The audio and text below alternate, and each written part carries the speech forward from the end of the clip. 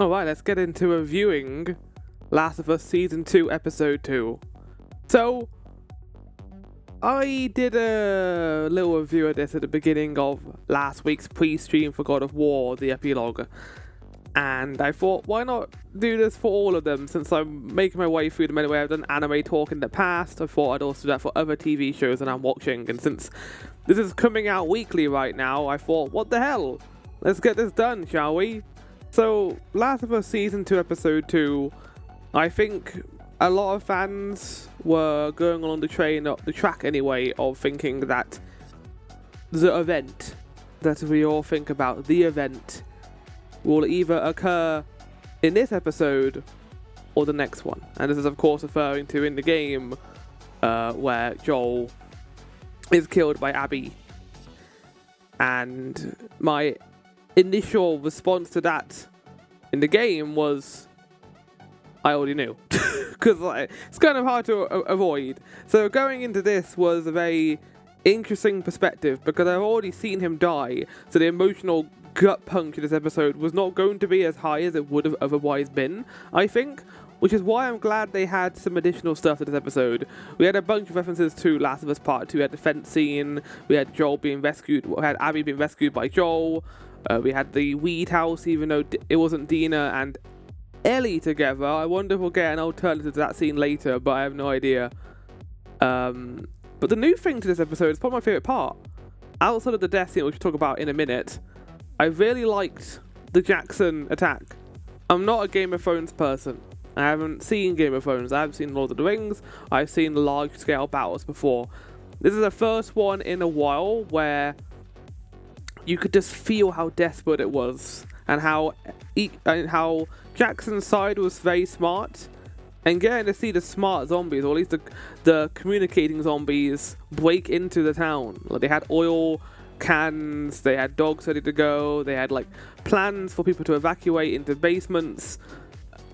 There was a chance that Jackson was going to get completely overwhelmed, which he did in the end, but they were able to deal with them.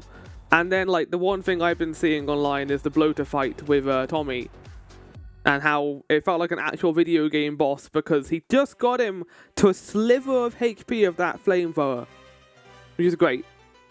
I love it. I enjoyed this inclusion. This episode has a lot going on in it, and honestly, considering what has transpired, I'm kind of surprised they were able to squeeze in even the Joel death. So let's talk about that, shall we? The big thing, the very big thing, is that they did not pull their punches in that scene. I think I prefer the original in how it's directed.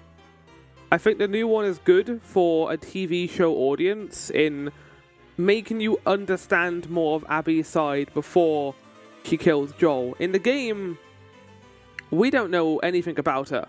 We don't know who this character is. All that we know is that she has come here to kill Joel, and she succeeds.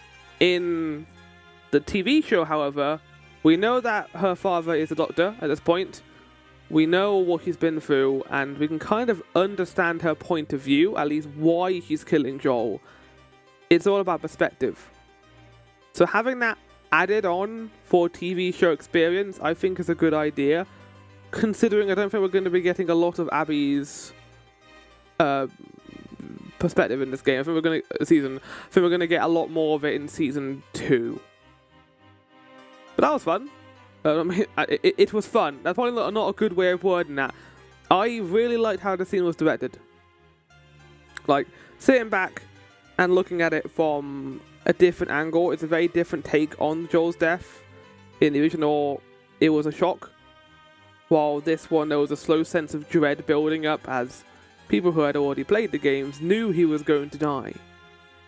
I liked how his death was different in this. In the original, it was him just getting slammed by the golf club one more time. But in this, they used the sharp point of it after it has been destroyed, and he gets stabbed in the neck. The music cutting out, and just having Ellie scream slowly fade back in was really good. Good sound direction.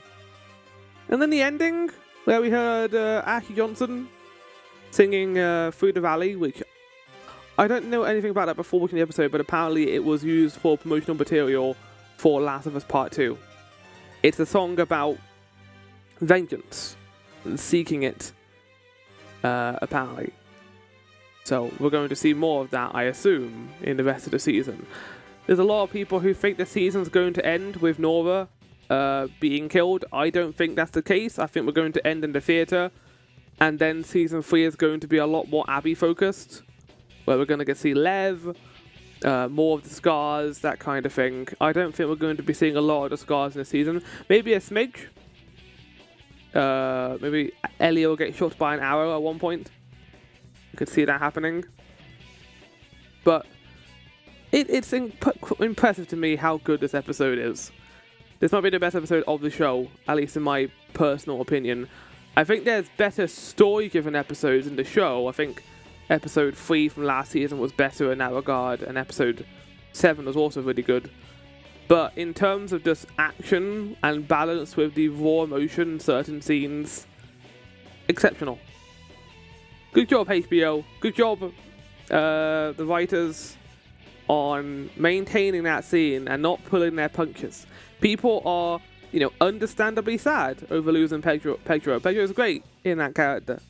He's a light upon this world, and seeing him not in the show anymore is sad.